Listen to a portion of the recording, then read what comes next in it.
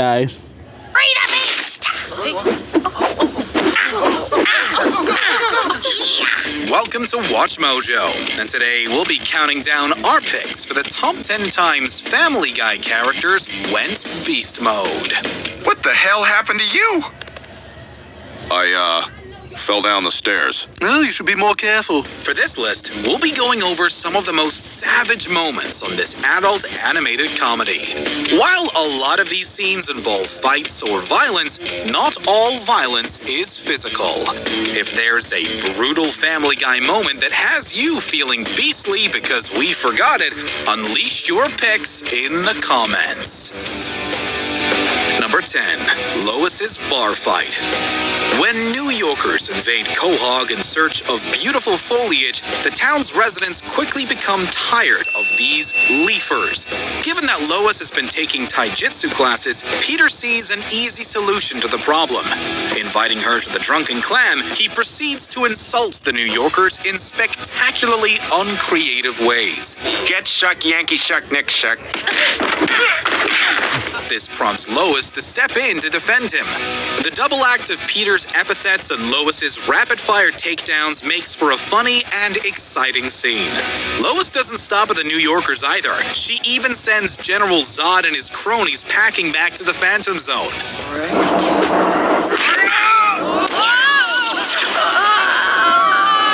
Maybe they should have kneeled before Lois.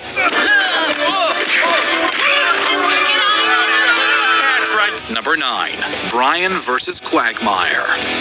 While the Griffin family dog and their perverted neighbor have thrown down several times, we'll be discussing their bout that results from an unexpected source, a cat cafe.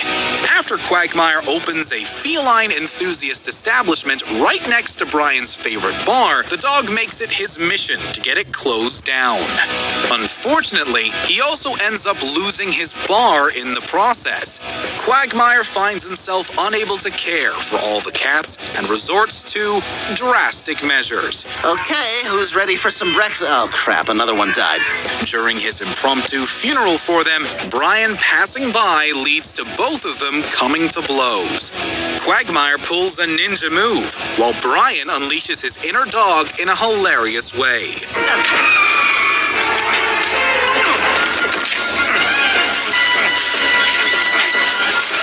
You thirsty, boy?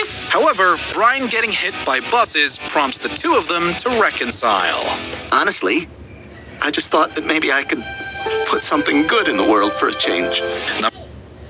Making life more affordable is possible. You gotta be kidding me. Permitting reform. You gotta be kidding me. No more ads up in here. Get out of here. To the left, to the left. Number 8, Peter versus Trisha Takanawa 88. This episode sees Peter get fired from his job in the style of several Hollywood directors. I've had enough of your nonsense. Here's Christoph Waltz to fire you in a weird accent. You're fired? Naturally, the Quentin Tarantino segment is full of over-the-top violence. After awakening from a coma, Peter returns home, dons a Ronald McDonald outfit, and grabs the Sword of Omens from Thundercats. Thus prepared, a Julesified Cleveland drives them to the brewery, where he confronts his former boss Angela and her army of Trisha Takanawas. Angela, we got business.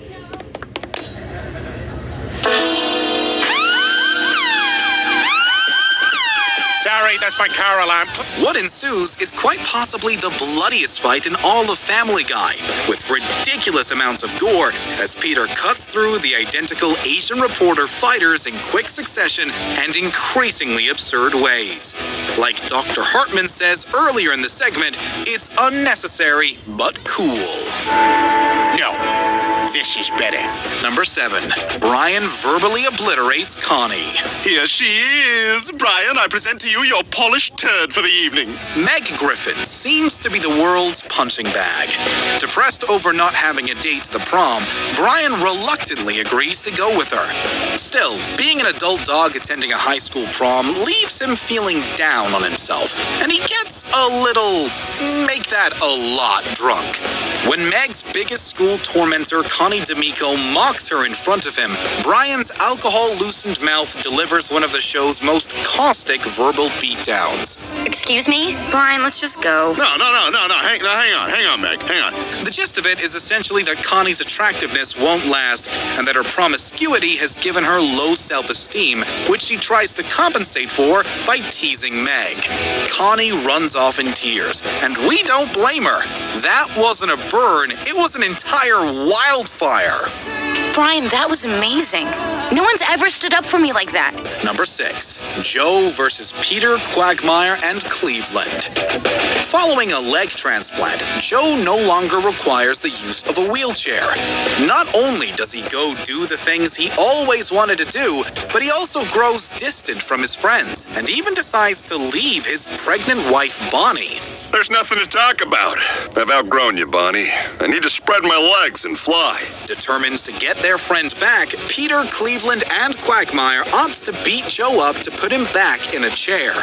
While crippling someone is no way to establish friendship, it's somewhat moot, since all three are no match for Joe alone. Come on, guys. Get him!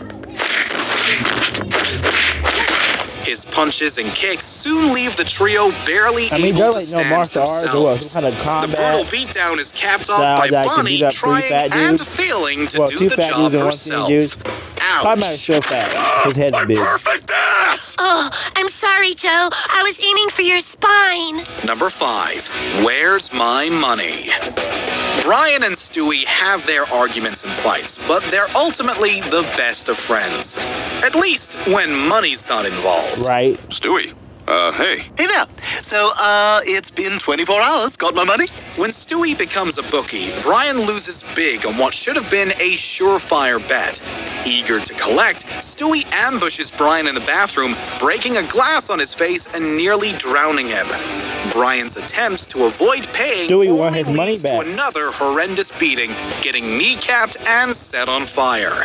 If he weren't a cartoon, he would easily be dead several times over. Stewie really leans into his evil side here. Where's my money? Where's my money? It's a vicious beating, yet it's so exaggerated that it's still one of the show's more memorable and funny scenes. All right. I tell you what. You get one free revenge shot at me. Number 4, Chris and Meg versus the school. After Brian makes a joke in bad taste on Twitter, he and the rest of the family quickly become the town pariahs. Chris and Meg are confronted by a sensitivity mob in the cafeteria, who insist they eat elsewhere. It was just a joke. There's no such thing as jokes anymore. Yeah, we live in a post-joke world. One of the students knocks off Chris's hat, prompting him to respond with a slow-mo tray to the face. What follows is a fight scene paying tribute to the movie Kingsman: The Secret Service. The action flows from one beat to the next as Meg and Chris beat or kill their classmates with ruthless efficiency.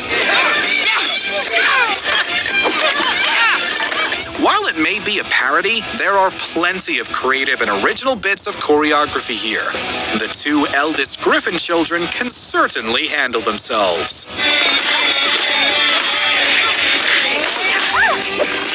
Number 3, every chicken fight. Is this cheating? No. Why? Because we say so. Peter's long-running rivalry with a giant chicken named Ernie is a bizarre yet awesome part It's a of weird thing Family about the Guy. show, but Every so often, it's a great the two fight of them will scene. encounter one another, and the episode will turn into an action movie for a few they'll minutes. brawl for like 20 minutes and give up. Peter and the chicken cut a swath of destruction and mayhem wherever their battles take them, whether it's throughout Quahog to outer space or across time. Ernie always comes back, but the violence Peter dishes out always leaves us feeling like this time could be the last, even if we hope it isn't. He'll come back.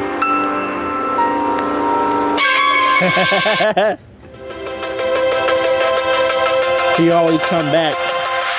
So I ain't done with you, Peter. Number 2, Lois Griffin versus Deirdre Jackson. Let's go! Lois takes up boxing to let out some of her understandable anger issues with Peter.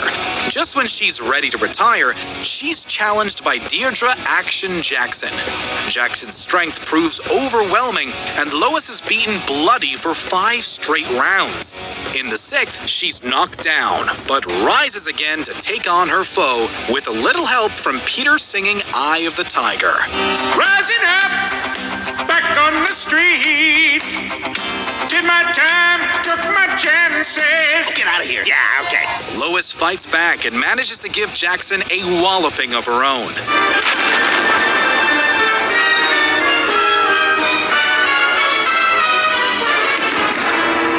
While not as bloody or spectacular as some of the other beastly moments in the series, this fight still has some well-executed moves and showcases Lois's determination and grit. Before we get to our top pick, here are a few honorable mentions. Meg's road rage. Peter and his buddy's antics push her over the edge. Meg, that was awesome. Stewie takes out Peter's sperm. He really doesn't want another sibling. Do you know what today is? A bad day to be a sperm. Stewie and Bertram's last battle. Time travel, Da Vinci, and an arrow through the head equals no more half-brother.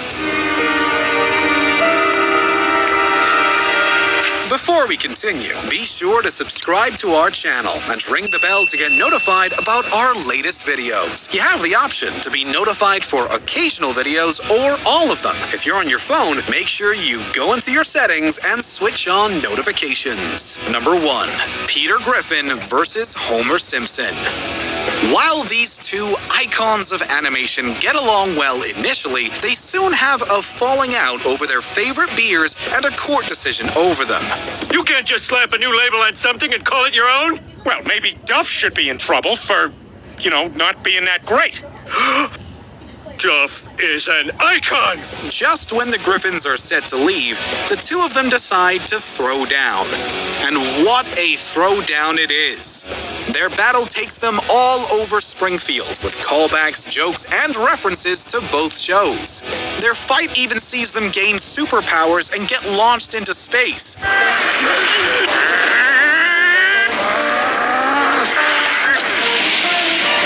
Although Peter appears to win the fight, Homer is fine and the two of them make up. The cartoon violence is at its most hilariously savage. And while Comic Book Guy may not have a favorable opinion of the fight, we feel like it shows Peter at his most ferocious. Worst chicken fight ever. Did you enjoy this video? Bye, guys.